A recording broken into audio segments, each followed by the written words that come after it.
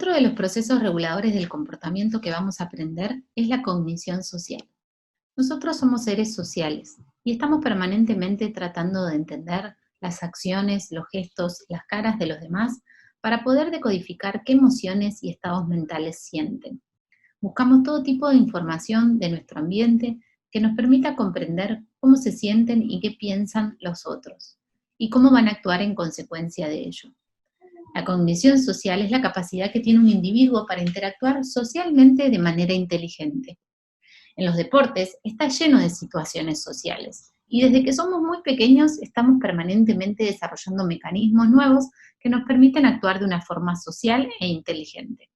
Una de las primeras habilidades que vamos a aprender es la intencionalidad compartida, es decir, la capacidad de crear intenciones conjuntas con otros y poder comprometernos a desarrollar esos objetivos.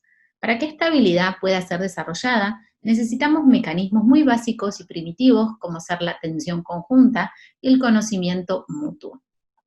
Luego, cuando vamos siendo más grandes, podemos comprender que las creencias y deseos de los demás pueden diferenciarse de los propios y podemos desarrollar ciertas estrategias de manipulación para poder cambiar esas creencias a favor de algo personal o de algo colectivo. La comunicación es uno de los componentes más importantes de las habilidades sociales y es importante saber que esta puede ser intencional o no intencional, verbal o no verbal.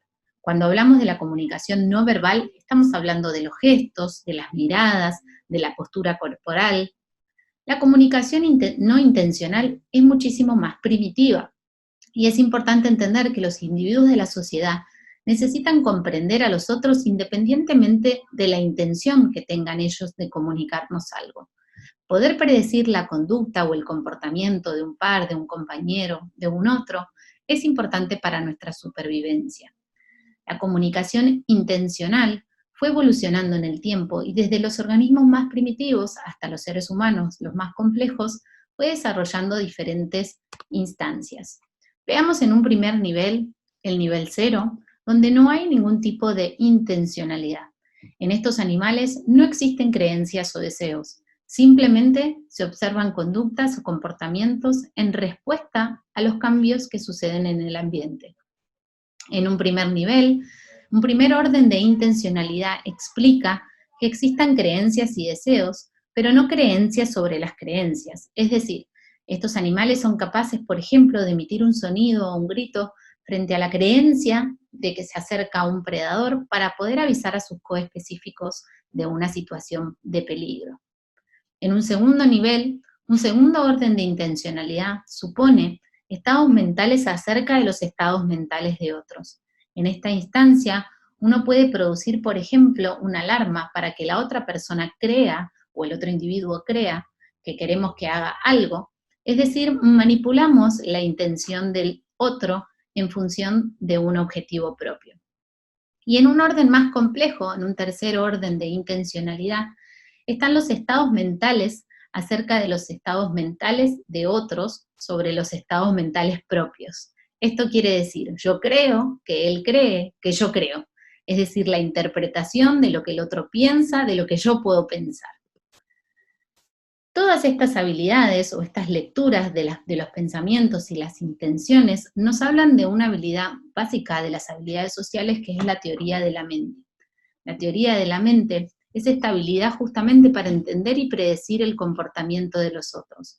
Y esto lo vamos a hacer a partir de las inferencias de sus estados mentales y sus emociones. Es poder decodificar cuál es la intención que tiene el otro a partir de sus creencias y sus pensamientos. Como hemos dicho, estas habilidades se van desarrollando a lo largo del tiempo y de la vida, y vamos a ir viendo que los niños, ya a los 3 años, presentan conocimientos sobre las diferencias entre acciones que son intencionales y no intencionales. A los 4 años, un niño, por ejemplo, ya entiende que puede actuar no en base a la realidad, sino en base a su creencia.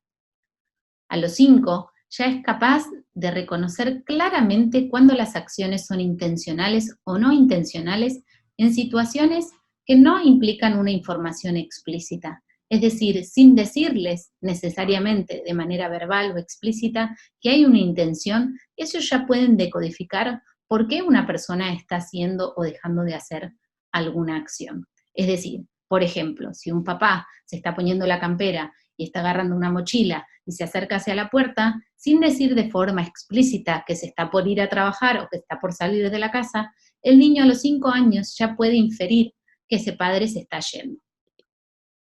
El conocimiento de que el conocimiento de los otros es diferente al mío y la posibilidad de diferenciar los puntos de vista y el alcance de los puntos de vista del otro es uno de los recursos que tenemos los seres humanos para poder ser más habilidosos socialmente. Pero para que todas estas habilidades se desarrollen y se desempeñen de manera operativa y funcional, necesitamos el auxilio de las funciones ejecutivas. Ya vamos a ver más adelante específicamente cuáles son, pero es necesario que recordemos que todos estos recursos reguladores del comportamiento deben manejarse de manera orquestada, pues si no funciona bien uno de ellos, seguramente se ve influido en otro.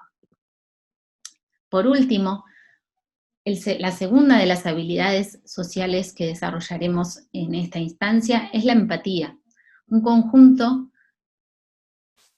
constructo que implica mecanismos básicos como el contagio, mecanismos de alto orden como la toma de perspectiva y la mentalización. Es decir, la posibilidad de sentir junto con el otro, sentirme como el otro, compartir la emoción que siente el otro y poder interaccionar socialmente de manera adecuada según el ambiente o el clima afectivo que esté sucediendo en ese momento. Sentir empatía no necesariamente conduce a una conducta empática. Hay ciertas oportunidades u ocasiones donde podemos sentir cierta empatía por la situación que estamos vivenciando y no obstante tener una respuesta que no sea extremadamente empática.